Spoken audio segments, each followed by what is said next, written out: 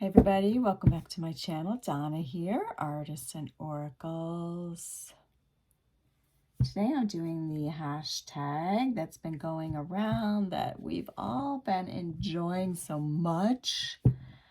Top 10 Curiosity decks started by the lovely Candy Soul and Soil. So I am diving in and starting off with my number one Curiosity deck that would go in my cabinet if I were to make such a thing, and it is this.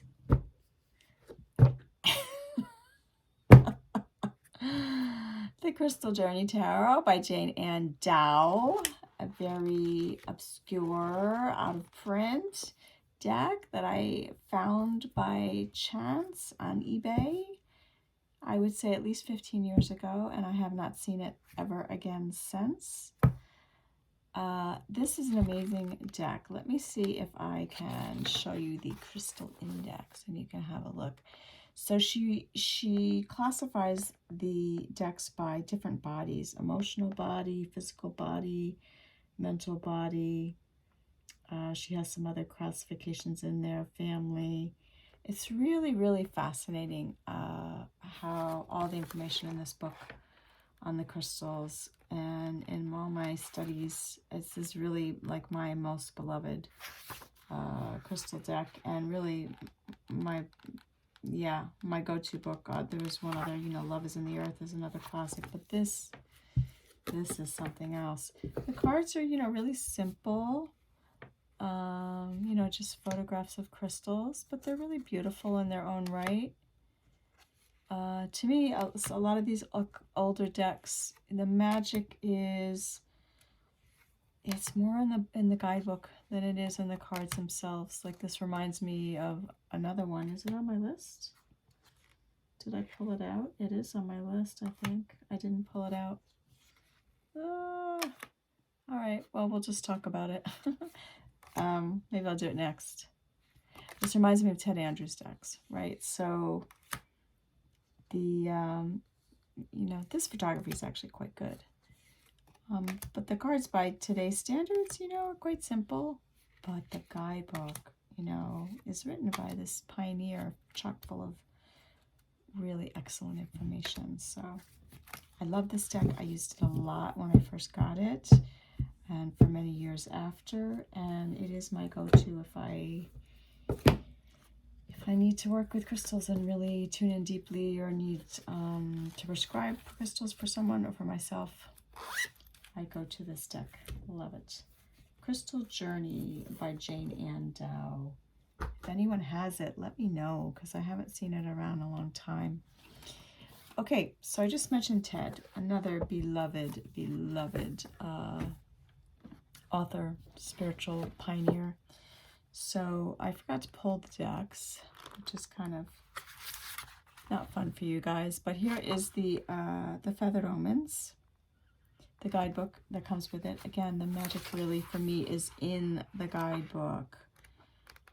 It's the same information right out of Animal Speak and Animal Wise. If you have those books, which I do, I consider them Bibles, and so this is just that information on birds made into an oracle deck, Feathered Omens. I believe I heard someone say this is still in print, whereas the Animal Wise, I guess, just recently went out of print, because I only got this, I think, last year, or maybe 2020, but I think it was last year.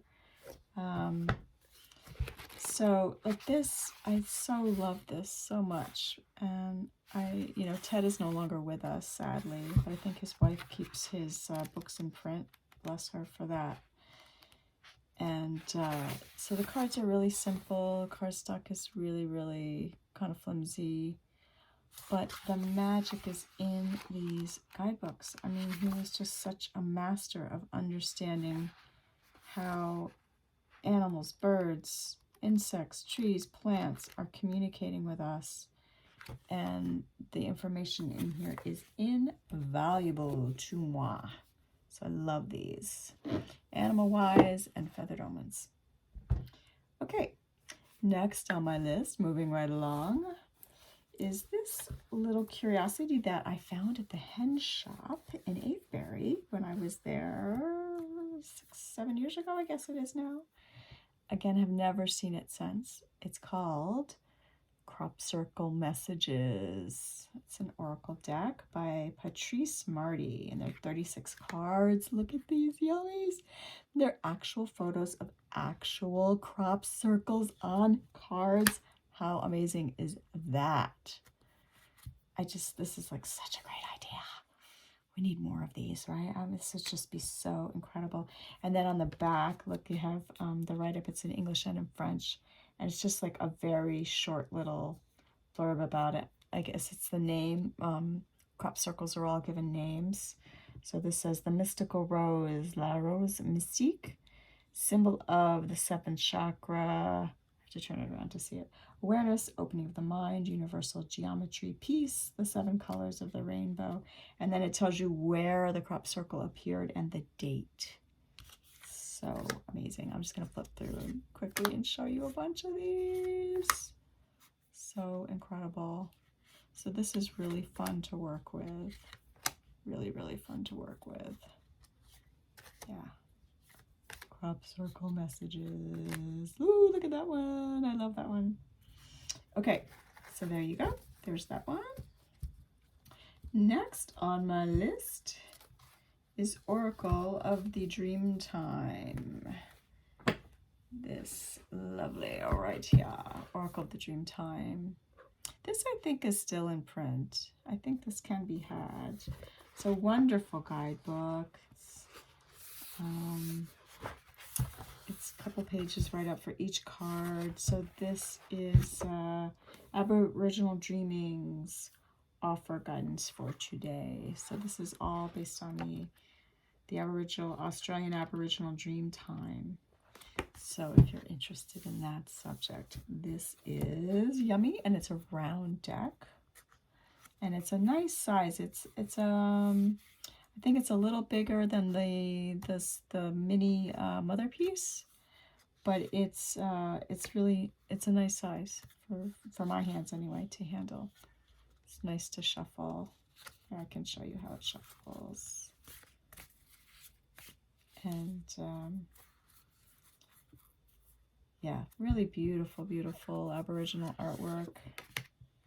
It's matte. There's no gloss to it. It's just a little hard at this angle to flip cards for you, but ooh, look at that crab. That's a cool one. This is a beautiful deck. Lots of deliciousness in it.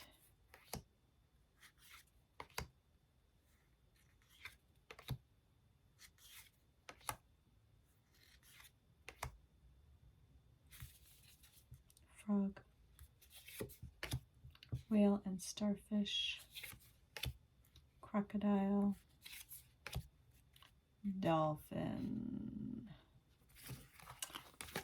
So, Oracle of the Dreamtime. Beautiful, beautiful.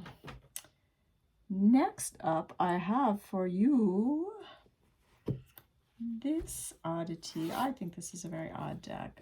This pouch cracks me up that I found this pouch. It's kind of like the perfect strange pouch for this deck. This is called the Tapestry Tarot, and I saw it around somewhere recently. Just comes with this little white book that I'm aware of. I don't think there's anything more than that. And it's fabric art collages made into a tarot deck. And I think it's the traditional suits. So this was pentacles, swords. This is an unusual one. Yeah, I don't know what that is. Here's wands, swords, pentacles, and there's cups. So it is the traditional suits, but the artwork is very different. Let me come closer so you can see better. And it's a bit of a large deck. I took just like, I gave it a little micro trim and just it had a little extra white border. So I took that off to make it a little bit more manageable. but there's a lot of white, but you know, because it's an unusual deck, I didn't want to lose any of the writing. It has different houses written, and then it has a keyword at the top. So yeah, it's kind of fun. I love any kind of fabric art, and I love collage. So I kind of bought this when it first came out through, I think, a book club or something, sight unseen. It just sounded unusual. I haven't worked with it much, but it's a lovely little curiosity to have in my cabinet. So there we have Tapestry Tarot. Oh, here's another one I didn't pull on my list. Ooh, I may be forced to edit this time, you guys. I'm trying so hard not to. Can I grab that deck quickly? Hold on, I think I can. So next up is Susan Sedon Boulet's two different oracles. Right here. I lumped them together. I've just always kind of kept them together. So to me, they're kind of like one deck. So one is her goddess deck, and one is, I don't have the boxes here. I think it was just called like animals or something. But they're just her beautiful, beautiful art with, you know, description on the back of each card. And I believe this was made after her death. So, you know, it's her art just kind of transposed into oracle decks.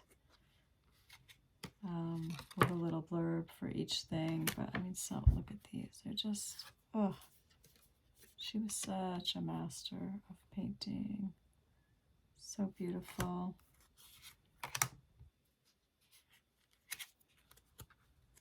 Some of them go, you know, go long ways. Here's Panther. But I love this deck. This is Deer. Goes this way. And there's different goddesses mixed into some of these. This is Eagle. Anyway, just showing you a little selection. This is out of print too, but they are around. People have them, and I see them around places periodically when people let them go. This is the goddess deck. Ishtar. Let's see, who's this? Yep, Kuan Yin. This is Kuan Yin. Psyche. Epona. White Shell Woman. Eagle Woman. Some of them go this way too. Flora. Minerva. Oh wait, was that Minerva? No, sorry. This is Etienne. She goes like that. Etienne. So there we have it. Susan Boulet, her two beautiful animal and goddess oracle decks. Okay, next up I have for your viewing pleasure,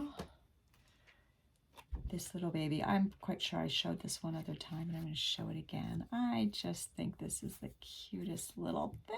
Look at this. This is, whoops, strike you, go back. This is the Dolphin Divination cards, and it comes with this big, full, wonderful, chunky deck. Every card has like, I think like, well, it varies, but 2 to 4 page write-up for each card, and they're so fun. Those are the backs. Let me put some down. These are teeny tiny, so a little trickier to shuffle, but they're either one word or a phrase written on them, and they all kind of like related to dolphins. And then the write-up is like, it's like the dolphins teaching humans all their wisdom, how to play, how to communicate, how to stick together in pods, you know, all these fun things. Open channel. This says open channel. Let's see. I have to do it like this. Here we go. Navigation, you know, because they have incredible sonar skills. Hidden Treasure. I've enjoyed this. Again, it's another deck I've had quite a long time. Float. Crystalline Structures. New Light Body. New Light Body. Mirroring. Sonar. Strength. Yeah, this is just interspecies relationships. Reminds me of a Saturday Night Live skit on dolphins. Has anybody seen that? Oh, it's so funny. Free flow. Anyway, you get the gist. Tiny little adorable deck. And, you know, it's light and deep all at the same time. And has lots of uses. And I just love it. And it's a little curiosity. And it lives in this sweet little basket. So there we have that. Okay, next up. Of course, we need a classic Fairies Oracle for this curiosity cabinet. And here we have the Brian Froud. I didn't pull the book for this. I think this is the first one. I guess there's another one around that's out of print that people have been showing a lot lately. But this is the first one. It comes with a hardcover book. That's really wonderful. What I love about this deck is, again, I've had this quite a long time, at least 15 years. And got this early on when I was discovering oracle cards. And this, I do recall, is the very first deck that taught me the real power and magic of oracle cards, because this deck is alive, my friends. I'm sure if you have it, you know what I mean. This deck is like, yeah, it was just so incredible, just so clear. I actually haven't used this in quite a few years. This deck is even a little, I don't want to say spooky. I don't really believe in that. But this deck requires reverence. I don't go to it lightly anymore. So yeah, but it taught me a very fine respect for the elemental kingdom, and showed me very quickly that they are ever present and in communication with us. And so yeah, and Brian Froud's artwork, of course, is incredible. So this is a beautiful deck.